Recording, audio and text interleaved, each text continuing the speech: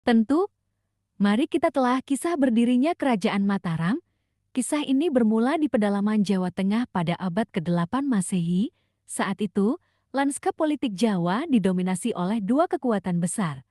Wangsa Syailendra yang beragama Buddha Mahayana berpusat di sekitar Candi Borobudur dan Wangsa Sanjaya yang beragama Hindu Shiva yang diperkirakan berkuasa di wilayah Dieng dan sekitarnya. Catatan sejarah yang paling awal menyebutkan Kerajaan Mataram adalah melalui prasasti Canggal 732 yang dikeluarkan oleh Raja Sanjaya.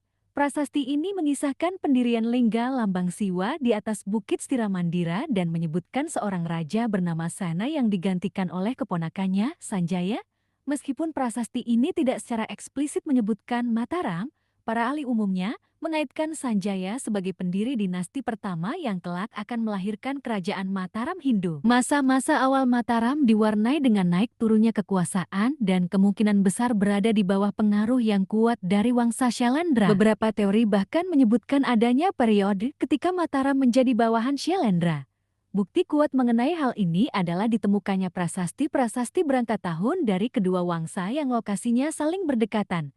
Titik balik terjadi pada pertengahan abad ke-9 Masehi, seorang tokoh bernama Rakai Pikatan, yang diyakini sebagai anggota Wangsa Sanjaya, menikahi Pramodawardhani, seorang putri dari Wangsa Syailendra. Peristiwa pernikahan politik ini menjadi katalisator bagi perubahan besar. Setelah beberapa dekade, Rakai Pikatan berhasil menyingkirkan dominasi Syailendra dari Jawa. Beberapa interpretasi sejarah menyebutkan adanya pertempuran atau perebutan kekuasaan. Kemenangan Rakai Pikatan menandai bangkitnya kembali Wangsa Sanjaya dan mengukuhkan Mataram sebagai kekuatan independen. Pada masa pemerintahan Rakai Pikatan dan penerusnya, Mataram mengalami perkembangan pesat.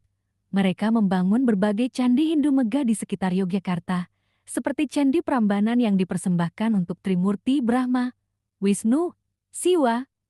Periode ini dikenal sebagai masa kejayaan Mataram Hindu.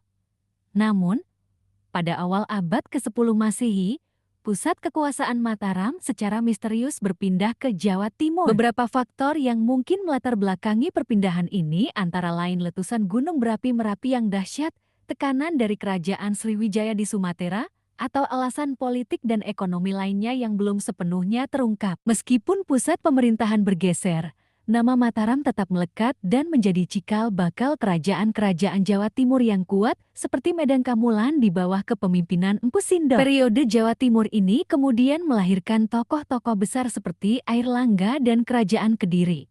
Jadi, narasi lengkap berdirinya Kerajaan Mataram melibatkan interaksi kompleks antara dua wangsa besar